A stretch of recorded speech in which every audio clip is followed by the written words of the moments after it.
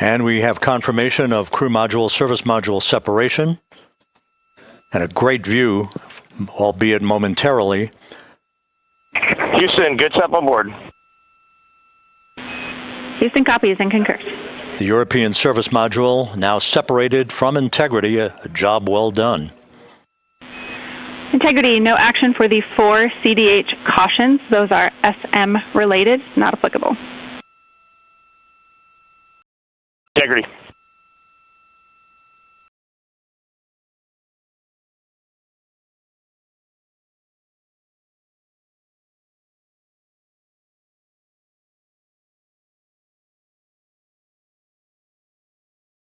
So, with Integrity now flying free on its own for the remaining 32 minutes of this mission, next up, the raise burn, a 19-second firing of Integrity's thrusters. Good GPS 2. Integrity copies, good GPS 2. We are less than 9 minutes away from entry interface, 22 minutes from splashdown.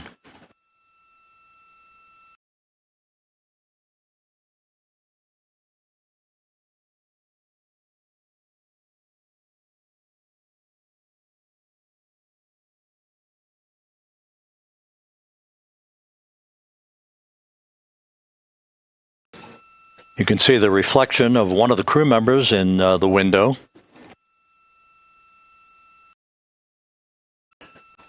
Out in the Pacific, the weather conditions remain go.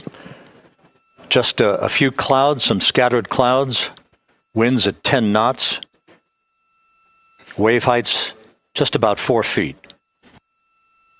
A gentle day in the Pacific for the homecoming of Integrity's astronauts.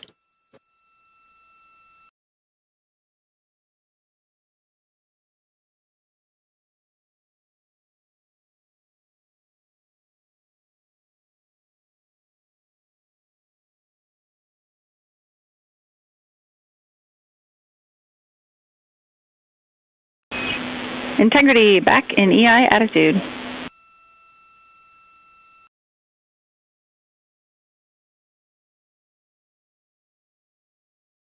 We see the same on board, Jackie.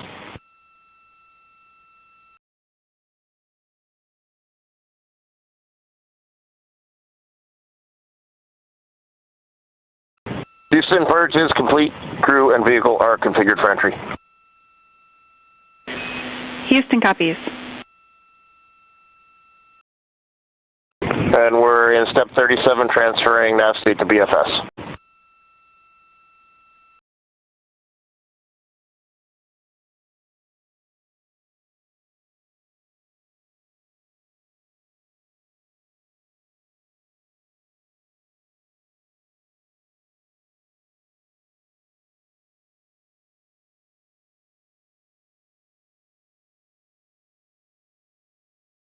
And Houston, in instruction 509, we are not below 0.2.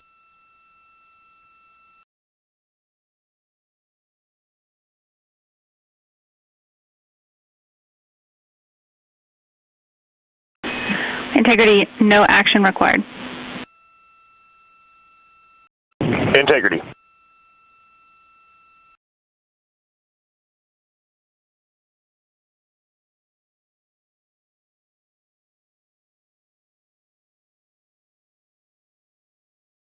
Now 6 minutes away from entry interface, we will hit the first traces of Earth's atmosphere at an altitude of 400,000 feet, traveling about 34,882 feet per second. Range to splashdown at that point will be 1,701 nautical miles.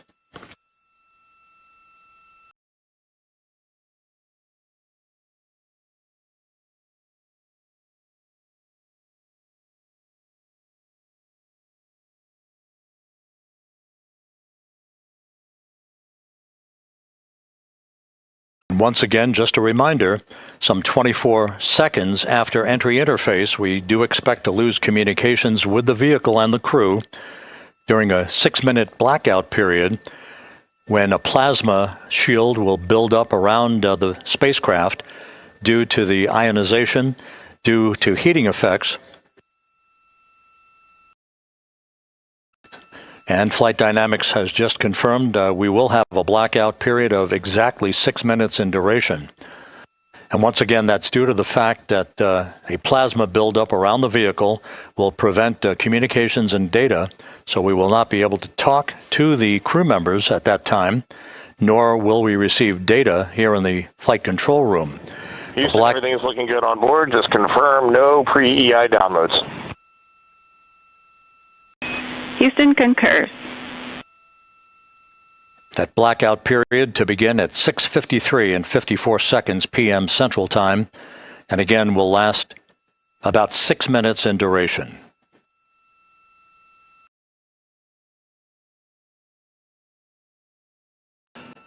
We're 4 minutes away from entry interface.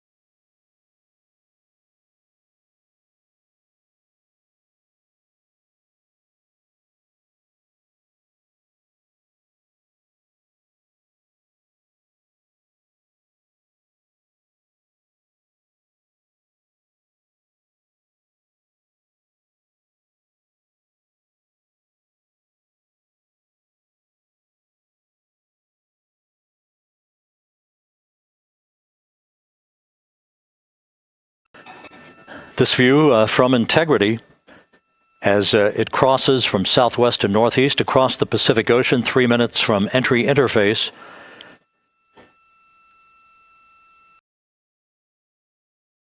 "16.5 minutes till splashdown."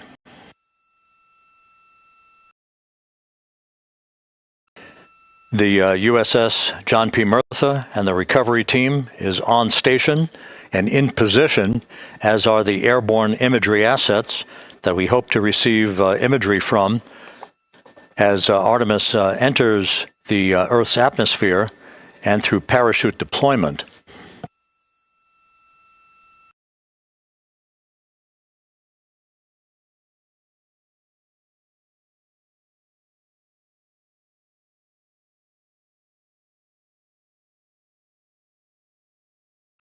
All of Integrity's systems are in great shape. The crew is ready to complete its mission just 15.5 minutes from now. All of the activities today have gone off in perfect fashion. No issues with the vehicle, no issues with the crew. And the weather at the splashdown site is go.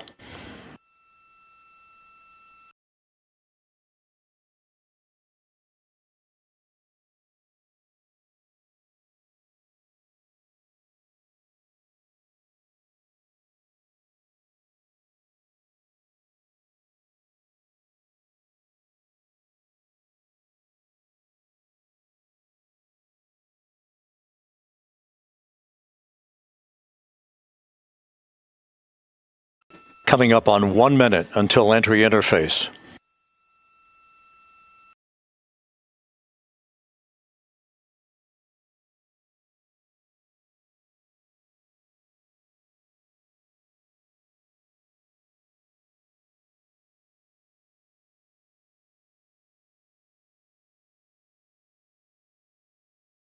Mark 1 minute until entry interface.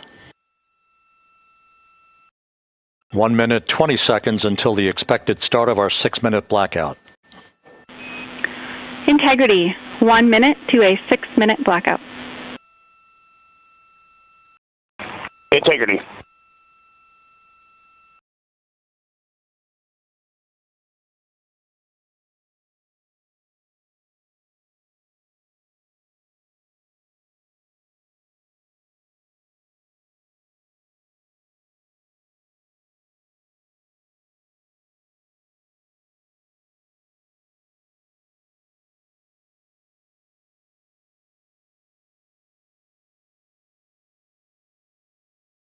Ten seconds till entry interface.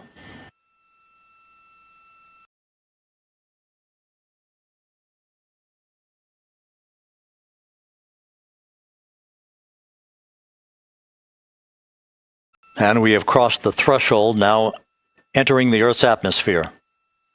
We're at 400,000 feet, traveling 34,800 feet per second.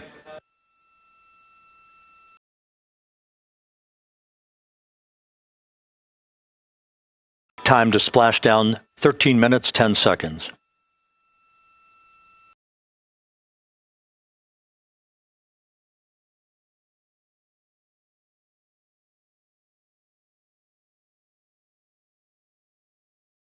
And as predicted, we've entered our communications blackout. This will be a 6-minute blackout period. No voice, no data from the crew.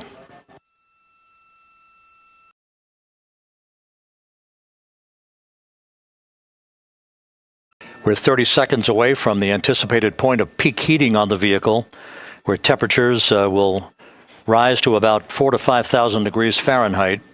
This is the true test of our trajectory.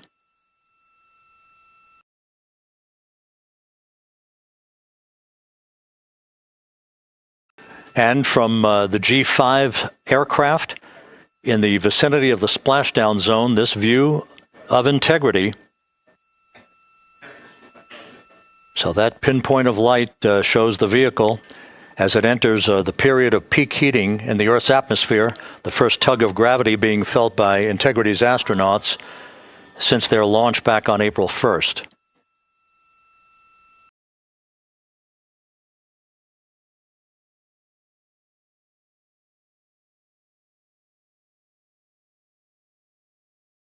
Four and a half minutes until the end of the blackout period. Time to splash down 11 minutes, 33 seconds.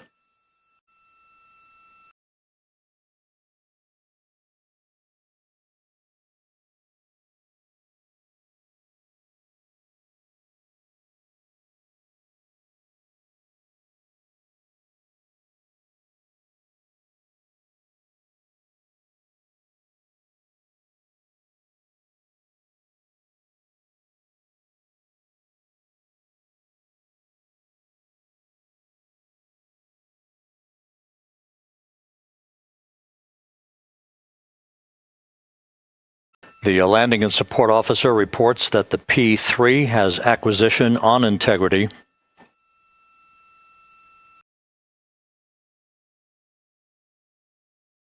Three and a half minutes left in this blackout period. This is a visualization of the plasma buildup around the spacecraft and the repelling of that heat on Integrity's heat shield.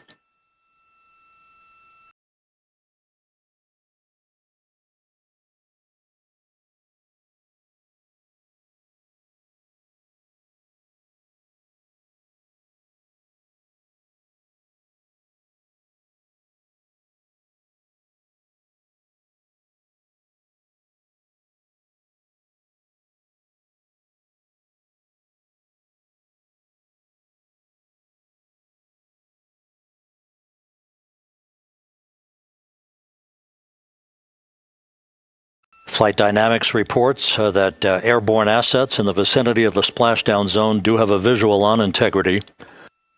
Still 2 minutes and 40 seconds left in our blackout period. Time to splashdown, 9 minutes, 35 seconds.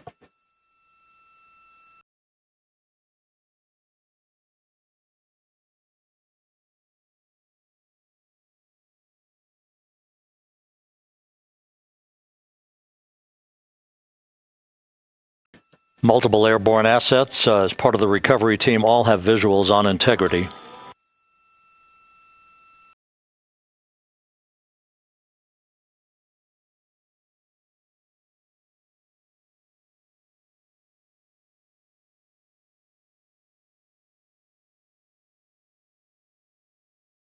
And the WB-57 flying in the splashdown zone also has a visual.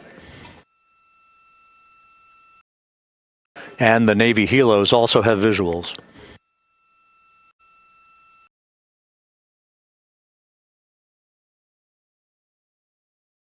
Still in the blackout period. Still do not have communications from the crew.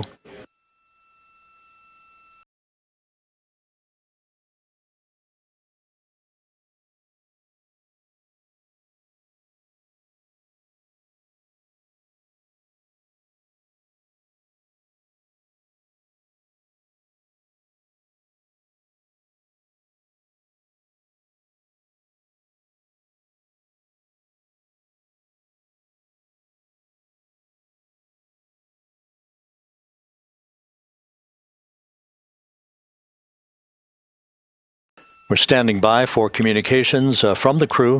We should be out of the blackout period less than a minute from now.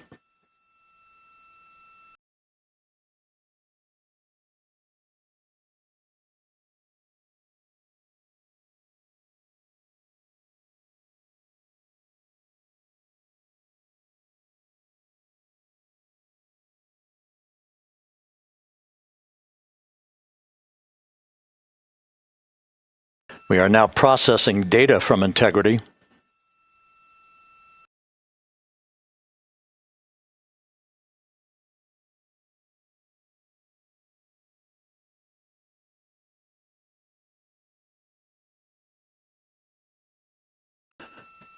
Landing and Support Officer reports the small boats are en route to the splashdown target zone.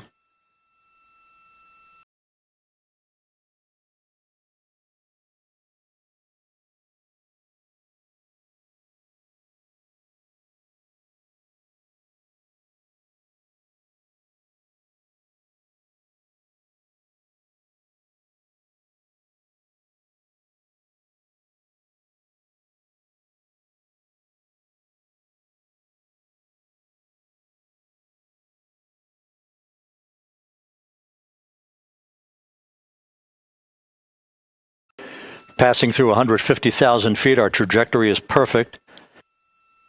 We're getting intermittent views of Integrity.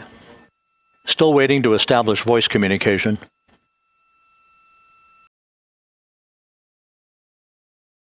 Integrity, Houston, comm check, post-blackout. Houston, Integrity, we have you loud and clear.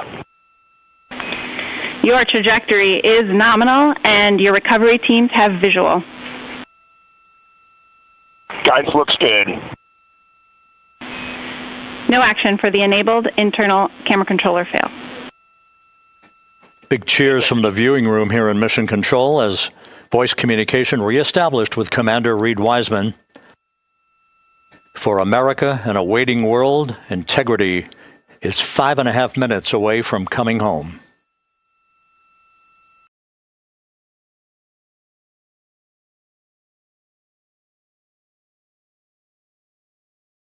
Passing 100,000 feet now. Range to splashdown 19 nautical miles.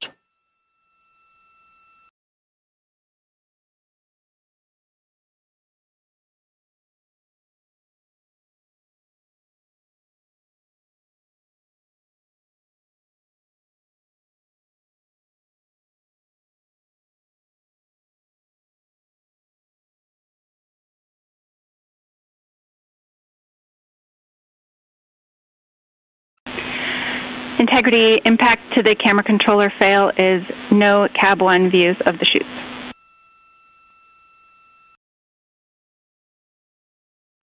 Integrity. We're processing good data through the GPS system. A good view of Integrity, time to splashdown 4.5 minutes.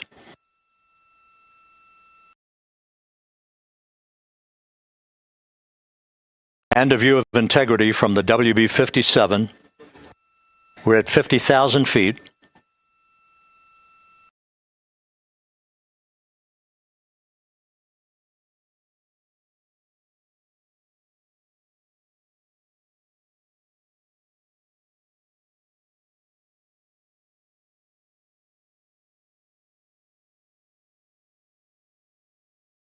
The pyros are armed for forward bay cover jettison.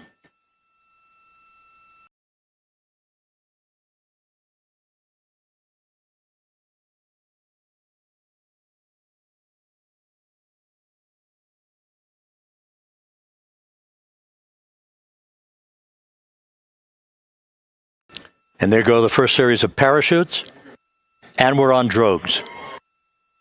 And Houston, we're visual 2 drogues out the window. 2 good drogue chutes. Next up, We copy, we see them. Next up, the deployment of pilot parachutes that will pull the main chutes out. Time to splash down 3 minutes and 10 seconds.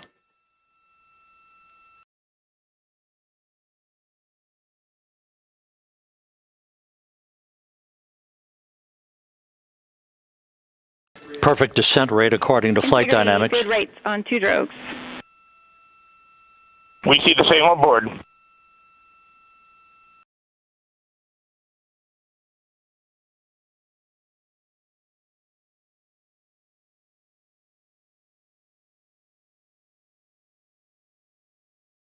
Passing through 10,000 feet, still on drogues.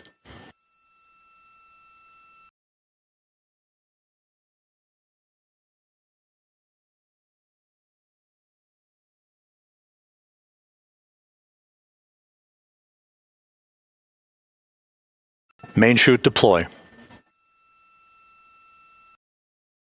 We're at 5,000 feet.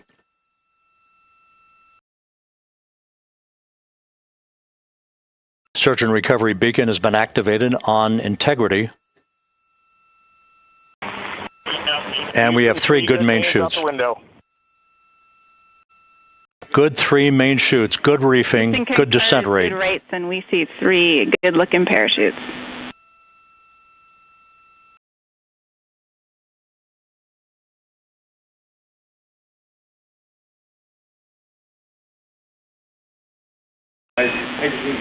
Integrity. Cabin pressure indicates no need for hydrazine checks.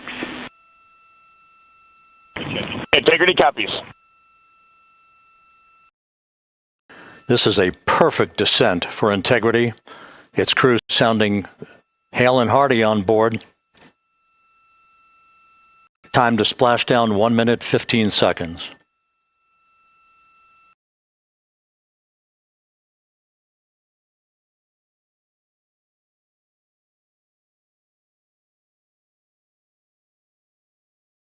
Integrity about to complete a journey spanning 694,481 miles from its launch from the Kennedy Space Center back on April 1st, and a trip around the moon.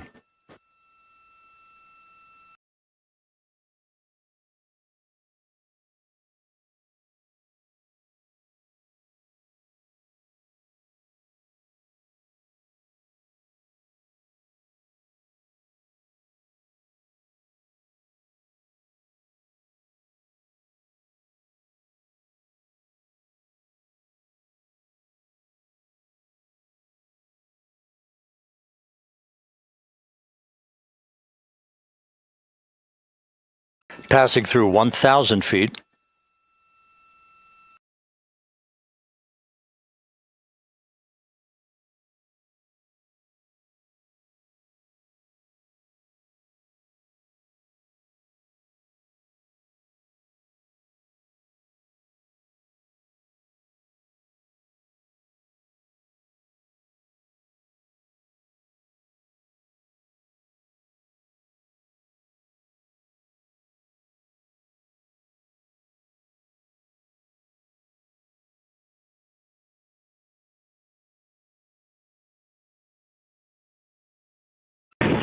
Integrity, splashdown, sending post-landing command now. Splashdown confirmed. Copy splashdown, waiting on VLDR. Splashdown confirmed at 7:07 p.m. Central Time, 5:07 p.m. Pacific Time. From the pages of Jules Verne to a modern-day mission to the moon, a new chapter of the exploration of our celestial neighbor is complete.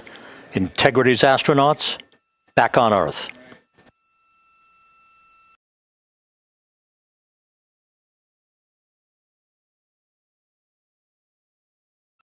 And the landing and support officer reports the vehicle is stable 1. We still will be deploying the crew module uprighting system to maintain that orientation. A perfect bullseye splashdown for Integrity and its 4 astronauts.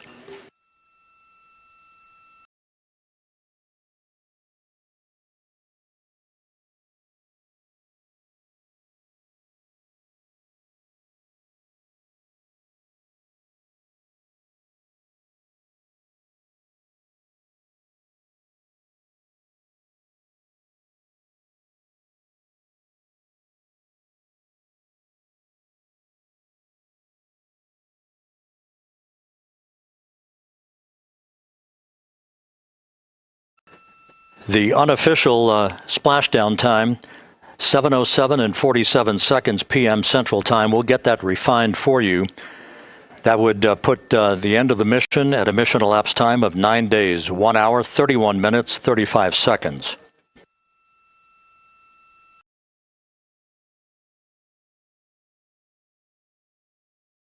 And we're configuring for very low data rate.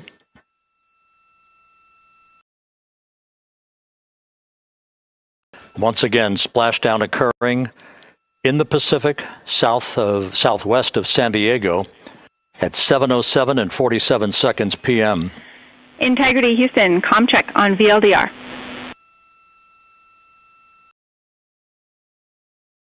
Houston, we have you loud and clear on VLDR. How else? We have you the same. We'll meet you over in post-landing.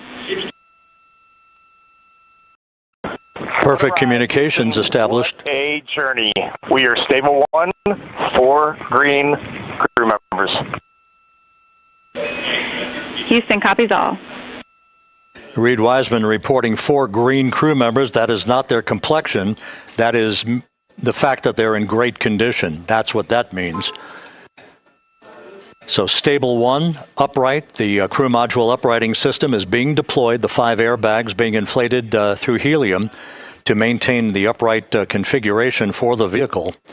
This was a textbook entry and a textbook touchdown for integrity. Reed Wiseman, Victor Glover, Christina Cook, and Jeremy Hansen back on Earth after a journey around the moon.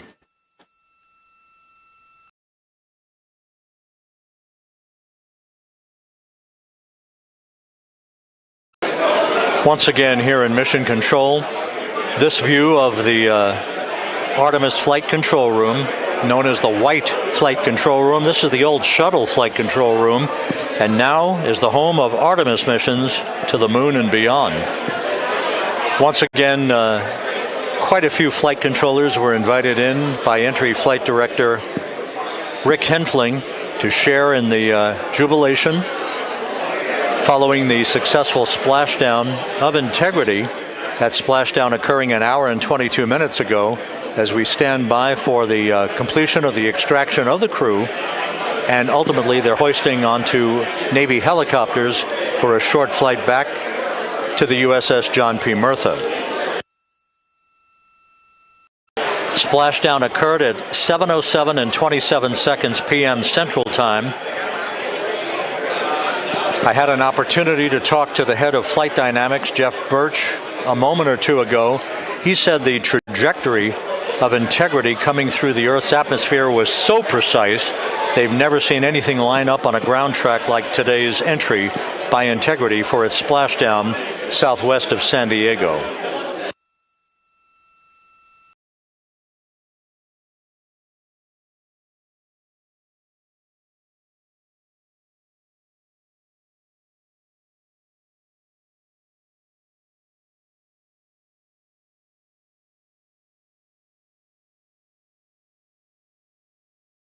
And the initial, you can hear it.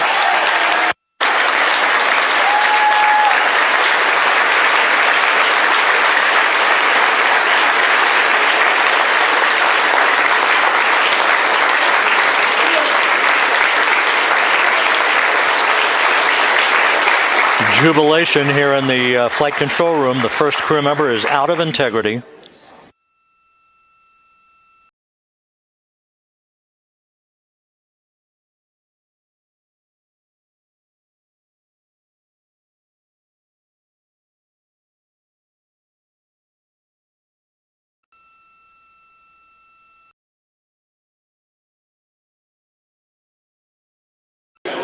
We are expecting the other crew members momentarily to be extracted.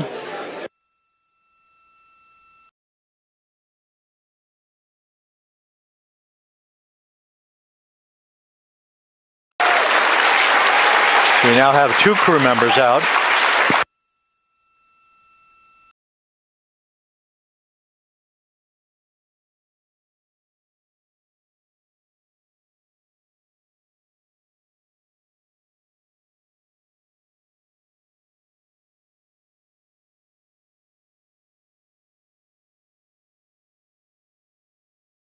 Two crew members out, 2 to go.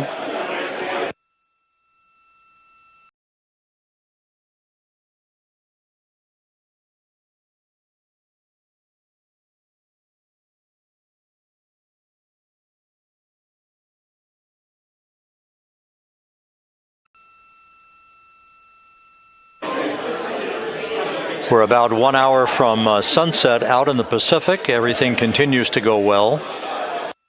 Integrity's systems function perfectly during its entry back to Earth. And Reed Wiseman, the commander who will be last out of the vehicle, reported that all the crew members were feeling very well.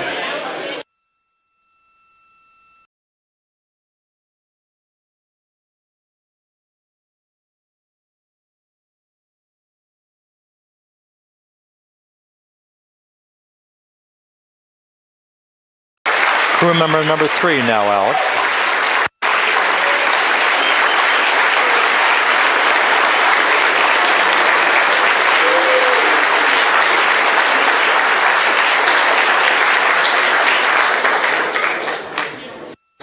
And now standing by for the commander, Reed Wiseman, who will be last out of his ship. Bobbing in the Pacific under almost ideal conditions, Integrity spanned 694,000 miles during its journey from launch to splashdown.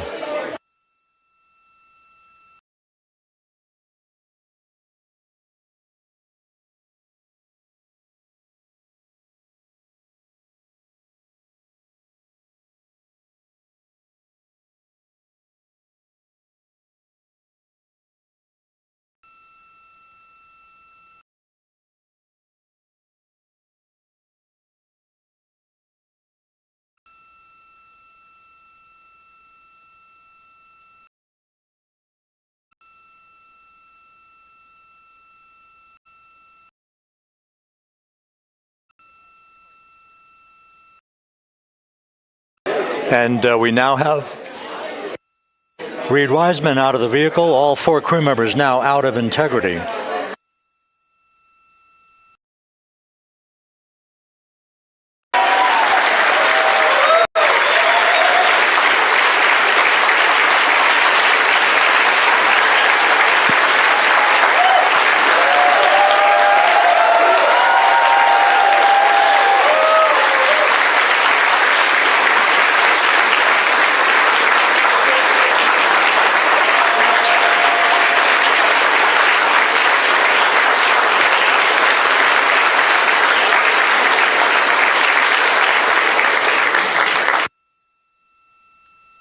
Once again, all 4 crew members now on the front porch, and the procedure to begin hoisting them up to these 2 Navy helicopters hovering overhead will begin shortly.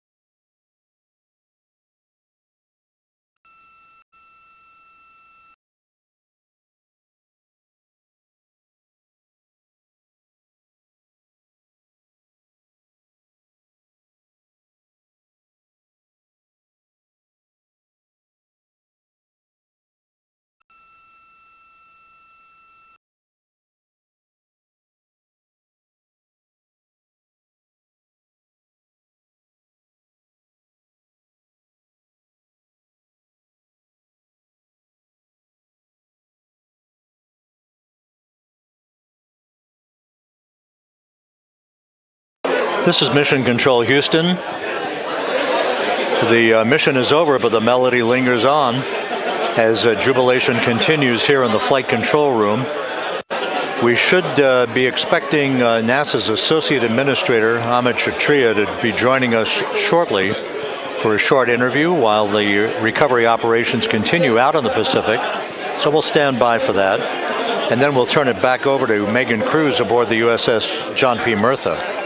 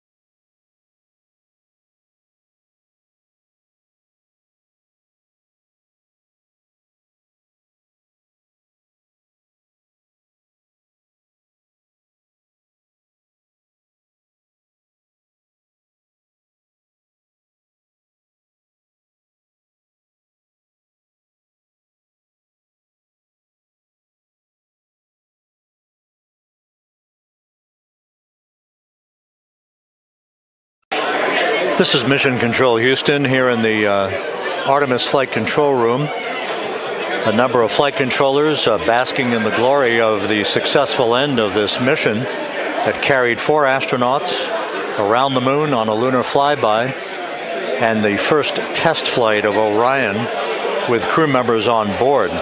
Splashdown occurring an hour and 32 minutes ago after a flawless descent back into the Earth's atmosphere for the vehicle.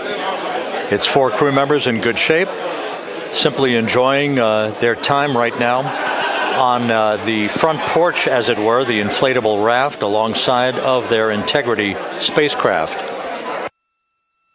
We're expecting Ahmed Shathria, the NASA Associate Administrator, to join us here momentarily for a brief interview before we turn it back over to Megan Cruz aboard the USS John P. Murtha, the recovery ship.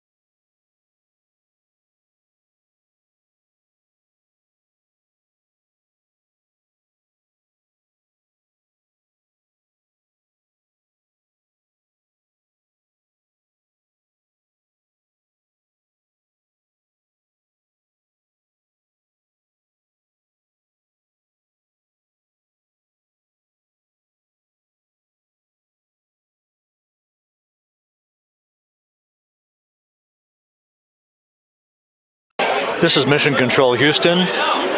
We're about an hour and 34 minutes since the textbook splashdown of Integrity in the Pacific to bring home our astronauts.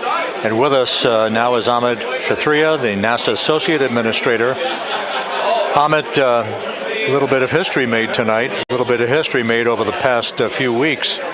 Your thoughts as this team here basks in the glow of what they just accomplished? Yeah, Rob, we're here in the control center, and it's kind of overrun with jubilant folks from the Mission Control Houston, as well as engineering, and folks that just want to be here, part of it, as we watch our crew get extracted from the vehicle. And you know, my thought is always about these teams. The team that's in the water right now, pulling the crew out. The team here in Houston that worked so hard over the last 10 days, no sleep to get this done. You know, we still have some work to do to get the crew to the med bay here on the ship. They all look great coming out, so hopefully that won't be too long. You know, I think we saw the administrator on the boat too, giving his thanks to the Navy team on the Murtha, which they're just an incredible group of sailors. I was able to visit with them a couple weeks ago. And then if you pull it all the way back to the workers and the folks that joined the rocket at Michoud, that made the heat shield tiles that held together tonight, that stacked the vehicle in Florida, that integrated the vehicle in Denver, that fired the engines in Stennis, that fired the boosters in Promontory. I mean, this is the entire team, coming together and being tested by the environment that this machine went through, and they did it right. The work was good. They did it right. You've said in a number of briefings, of course, and in other forums that this is just the first step. The cadence has to step up, as the administrator has indicated. Now, it's a little early for the full report card on how Integrity did, but Did this mission ultimately, from your eyes' view, exceed expectations? It absolutely did. I mean, I was waiting to talk about this until we were in the water, and I think we still have, again, work to do to bring it in and really kind of go through it bolt by bolt and see what we learned. But I mean, so far, given what we learned during the mission and given how we performed on ascent, on entry, I always think about energy in terms of the states that you worry about the most, and every time we put these machines through these incredibly energetic states, they came through. So I'm fairly confident that we made a big step tonight to get us on the path towards the surface. I think the path to the surface is open now. We do have to do all the work, and we'll make sure we talk about that as cleanly as we can. We learned a few things during the mission, but I have to tell you, this was an incredible test of an incredible machine. From an American psyche standpoint, the Empire State Building was lit up red, white, and blue tonight. Our coverage was seen on baseball stadiums around the major leagues. How captivating was this experience for the American people, for the world, in fact, as we returned to the moon? I have not been able to watch a lot of the coverage as we've progressed through the mission. I will tell you, just from my witness in Florida before launch, and then seeing the people's faces here, and then reading where I can about how things are going. I think this has been a gift to the world from NASA. NASA has given the world a gift, proving to folks all over the place, especially young people, and that to me is what this is really about. Young people, when they see what we can do when we work together, when we have teams that collaborate, that it doesn't matter how hard the problems are, we can solve them. I'm hopeful that Artemis II, as folks witness what we were able to do with this incredible crew, this incredible team that we've birthed into the world, scientists and engineers and artists that have been inspired by this.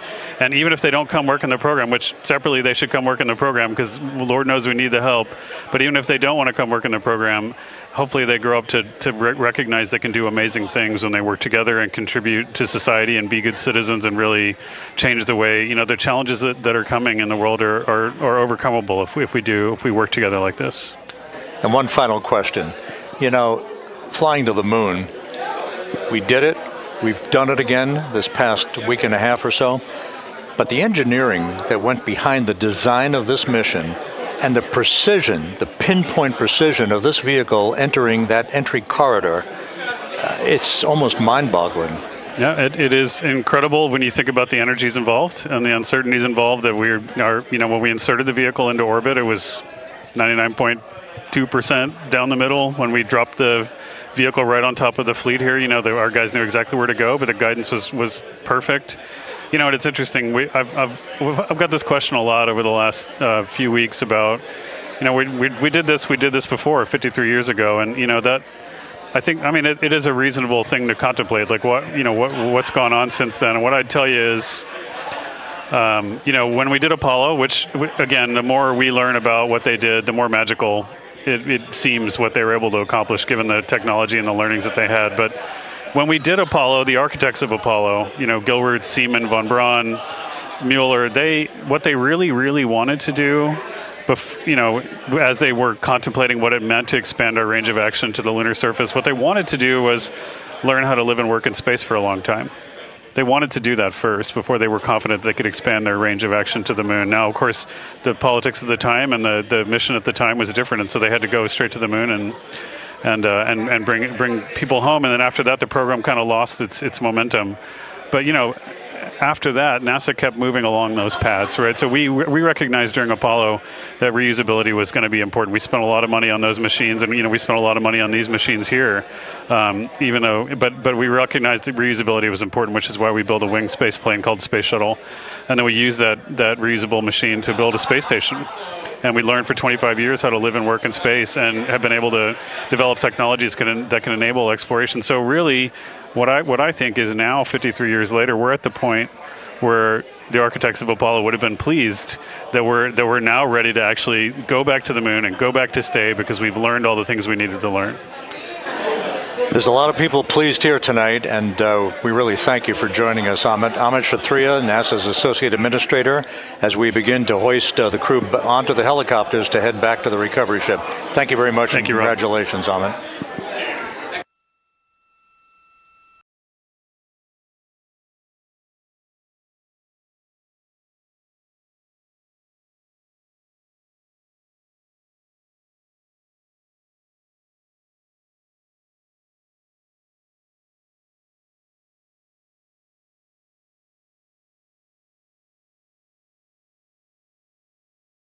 This is Mission Control Houston, with the crew members now beginning to be hoisted aboard the Navy helicopters. Let's go to Megan Cruz aboard the USS John P. Murtha, who will take it from here.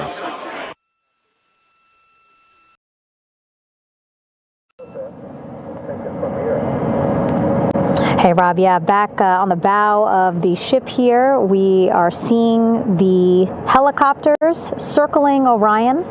The first one there, having just completed picking up the first astronaut. Helo 2 now, hovering just 40 feet above the front porch, lowering a recovery specialist out of the helicopter. That person will touch down in the front porch just there.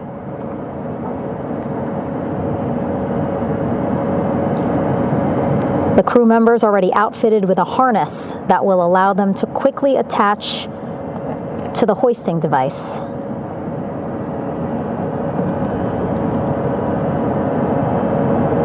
Look at the power of those blades throwing water out at the center there. The front porch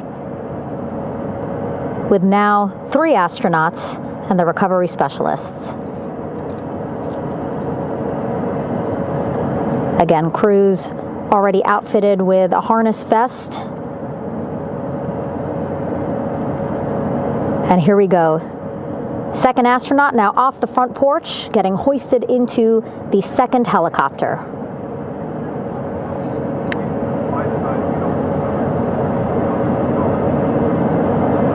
That helicopter will now hover just a distance away to give room for the first helicopter to come back and pick up the third astronaut.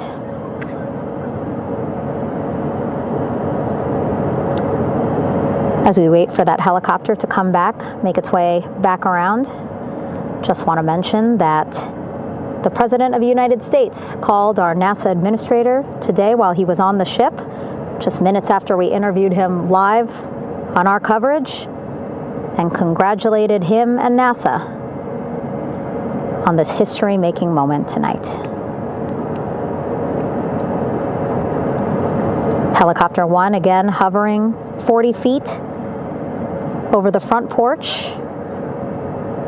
We will soon see another recovery specialist getting lowered onto the front porch. Wow, imagine sitting on that front porch, the wind, the water.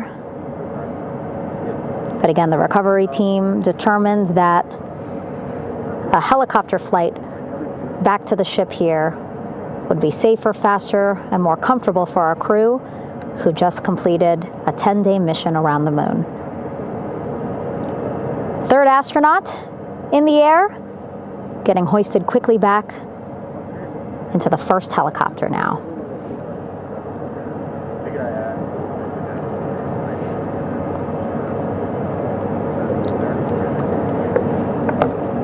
That first helicopter now on its way back to the ship here. We will soon see it land in just a few minutes. Again, all this action happening just 3,000 yards away from us, so a very quick flight back to the flight deck. And now the only person left on the front porch, Commander Reed Wiseman.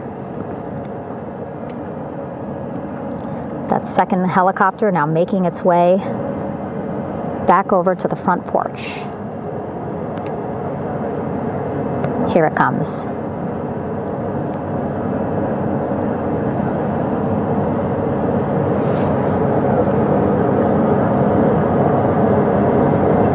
Making its final approach here.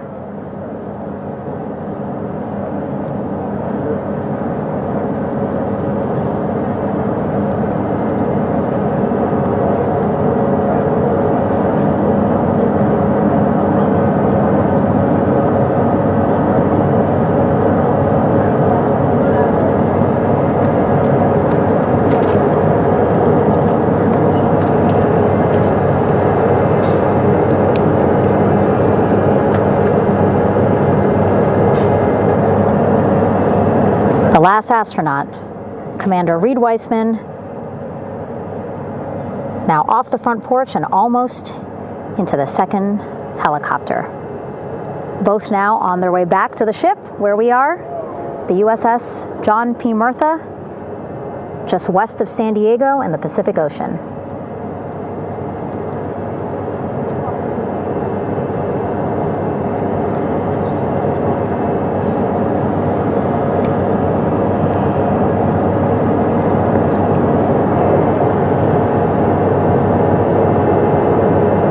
Exciting to see our 4 crew members minutes away from landing on the flight deck here on the recovery ship.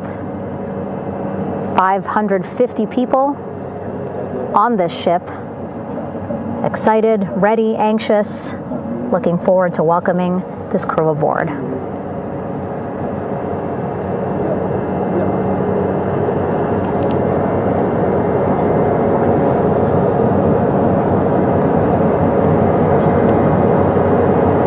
Watching them now with our own eyes, close to the ship here, hearing them begin to hover on the flight deck, which is just across from us here on the bow.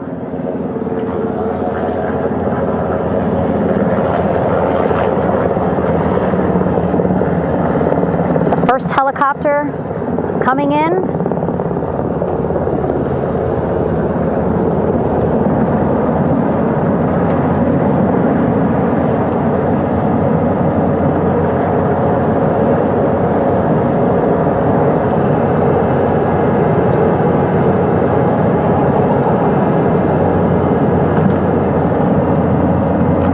Wheels down.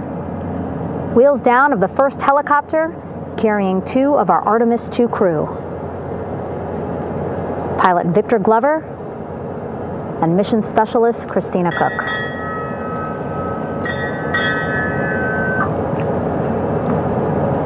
Helo 1 on deck reported on the recovery loop. Again, the mission audio loops that the recovery team are using here to communicate with one another. And an announcement just made on the ship, integrity incoming. 2 more helicopters on their way to the flight deck, one carrying the crew, the other, one of our imagery helicopters. Again, kudos to our imagery and aerial teams for giving us these beautiful views of history in the making. Set amid a gorgeous, soon-to-be sunset here in the Pacific Ocean.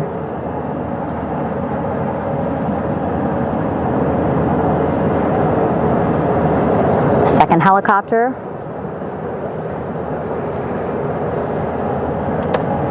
making its approach of the flight deck.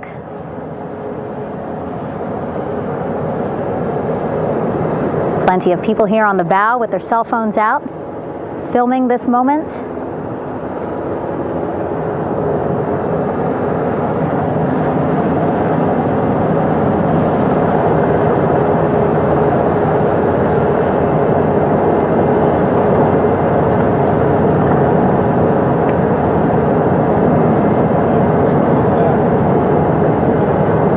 Some impressive flying here by the Navy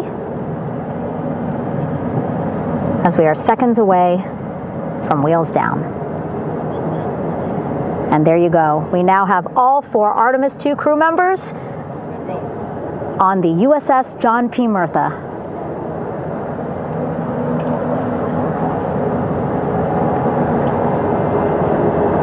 I'm sure they're happy to be out of the water and on this recovery ship with, again, 550 people on board, ready to welcome them home. But first, as we've been saying throughout the broadcast, just making sure the crew feel good. We reported that they were feeling good when they were in Orion, but those were just initial, quick, verbal assessments of how they're feeling. Their destination tonight, the medical bay here on the ship, right after we power down the helicopters here.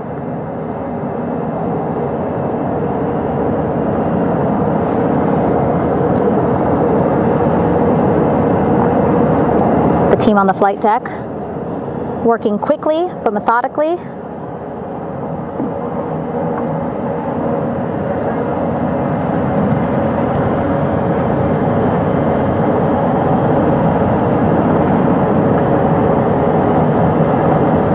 Waiting for just one more helicopter to touch down.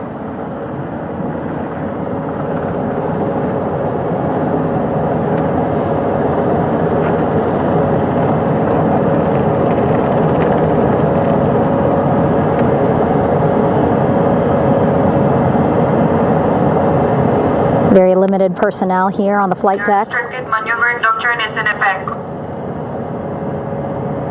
As that third helicopter touches down.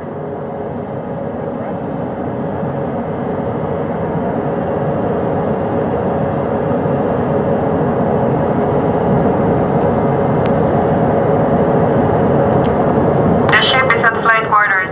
Stand clear of weather decks, ACO frame 095, or no cover stop side, thrown articles over the side, hold all trash and garbage on station. Flight quarters.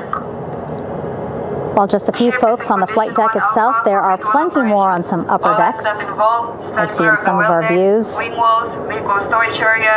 very packed crowd overhead. Announcements being made over the ship's loudspeaker system, reminding folks to stay clear of operational areas like the flight deck, so that teams can work quickly to get the crew off of the helicopters and into the medical bay.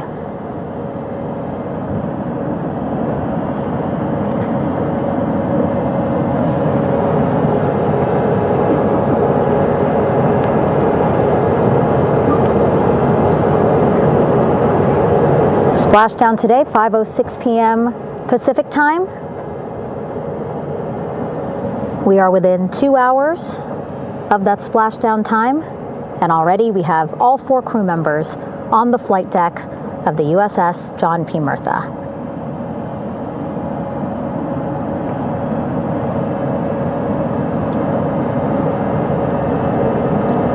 Again, crew waiting before getting out for the helicopters to completely shut down.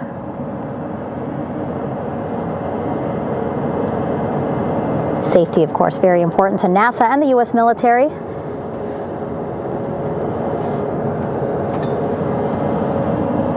So we'll wait just a couple of minutes here before we start seeing crew members walk off the helicopters one by one.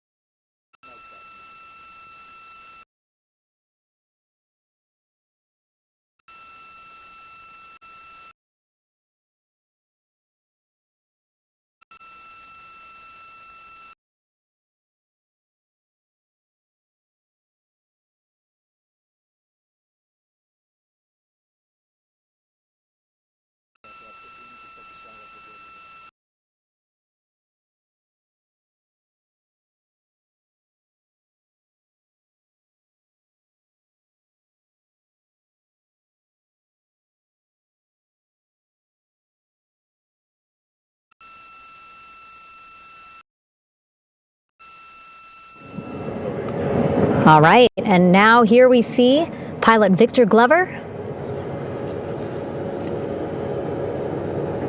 and mission specialist Christina Cook sitting on the edge of one of the helicopters, looking in great spirits. That familiar smile and laugh from Victor, I can see it from here. Christina, I'm sure, feeling the same way, just blocked a little bit by our camera here, but we'll see her here shortly.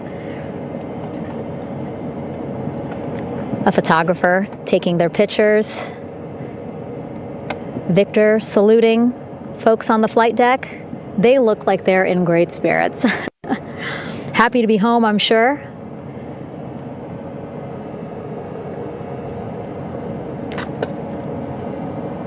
If you're sitting at home, I hope you too are wondering, what would you want to ask them if you got a chance to talk to them? Because that is what I'm thinking about. Getting the opportunity to talk to or ask questions of these 4 astronauts who just made history as the first crew to return to the moon since 1972.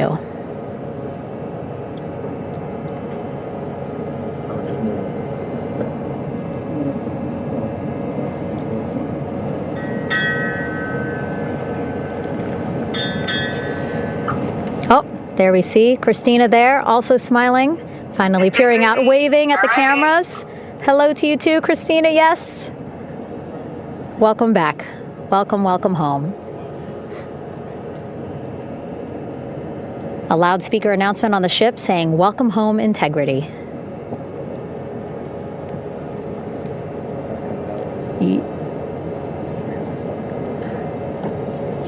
Victor in great spirits.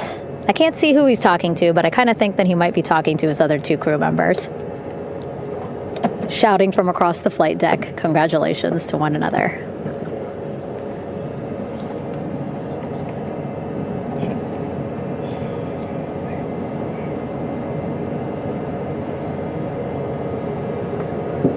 And so now we see some Navy personnel walking up to the helicopter. This is again the first helicopter carrying pilot Victor Glover and mission specialist Christina Cook. Both have taken off their helmets now.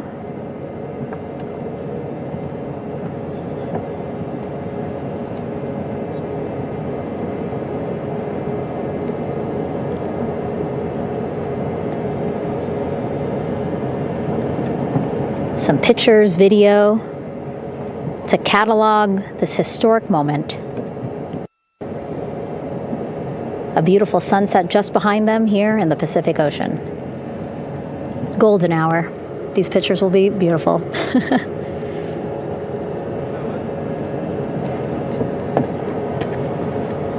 Now we see NASA Administrator Jared Isaacman. He is on the flight deck, as well as Flight Surgeon Rick Schuring walking over to Victor and Christina first. We saw the administrator walk over to the other helicopter, which is carrying Commander Reed Weissman and Mission Specialist Jeremy Hansen.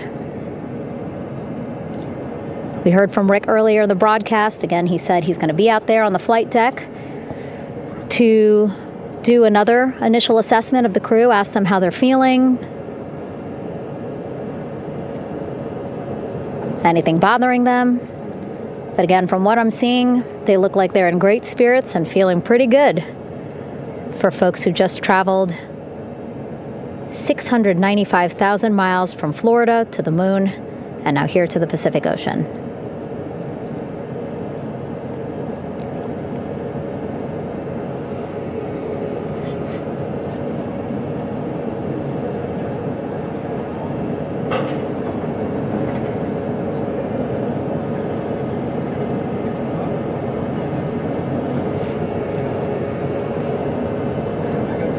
We're now seeing NASA Administrator Jared Isaacman walking across the flight deck. He had been talking to Reed and Jeremy, now approaching Victor and Christina. A hug from Victor, a hug from Christina. What a moment that we're getting to experience together.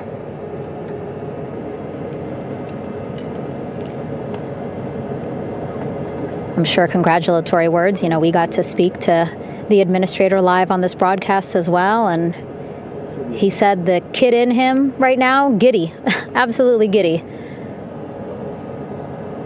at what we were able to accomplish today. Returning them home safely and in good spirits after a 10-day mission around the moon. And here we go. We're seeing Jeremy walking, waving across the flight deck, now on his way to the medical bay.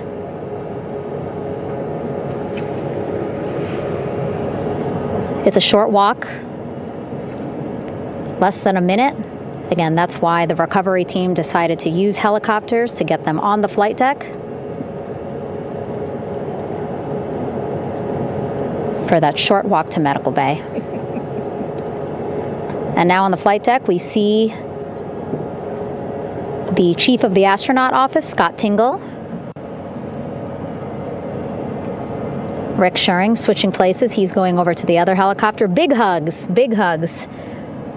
from Victor, Christina to Scott.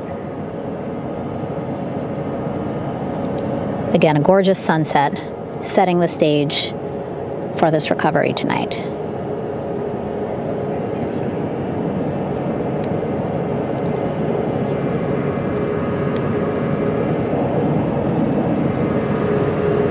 All right, and now here we are, Christina, making her way, looking thankful, grateful, happy to be home.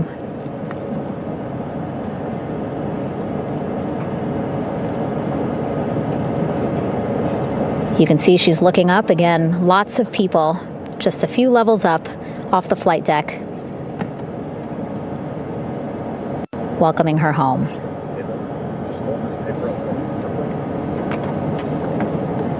Scott holding the door like a gentleman, but back on his way to the other crew still on the flight deck.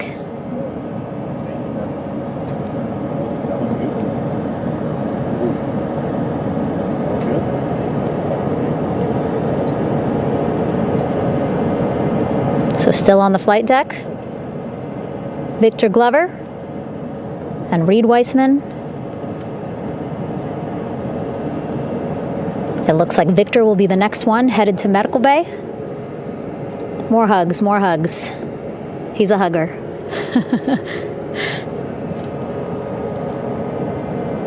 Victor looking good as he walks across the flight deck. NASA administrator applauding. Victor applauding for all the folks on the ship with him who played a role in their safe return today.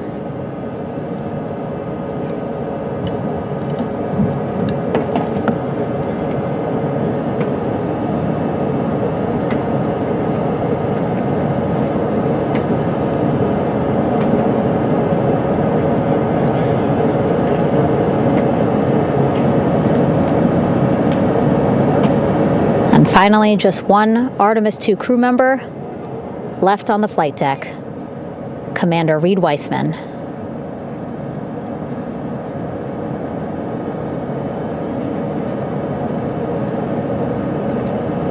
Applause from the group there on the flight deck, I'm sure, as well as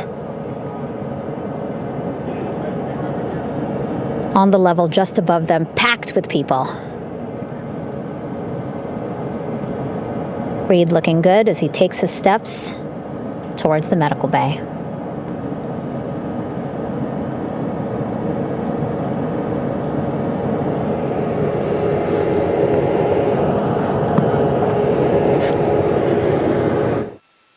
See our 4 Artemis II crew members back on the ship. Again, now they will head into medical bay, where they will be assessed by flight surgeons from both NASA as well as the Canadian Space Agency. A more in-depth assessment. When they get to medical bay, they will each have their own nurse. They will be helped out of their suits. And then again, we'll check to see that they're feeling good. Make sure it's not just adrenaline, but that they are feeling good from their long journey back from the moon. Beautiful shot of that sunset, illuminating our flight deck.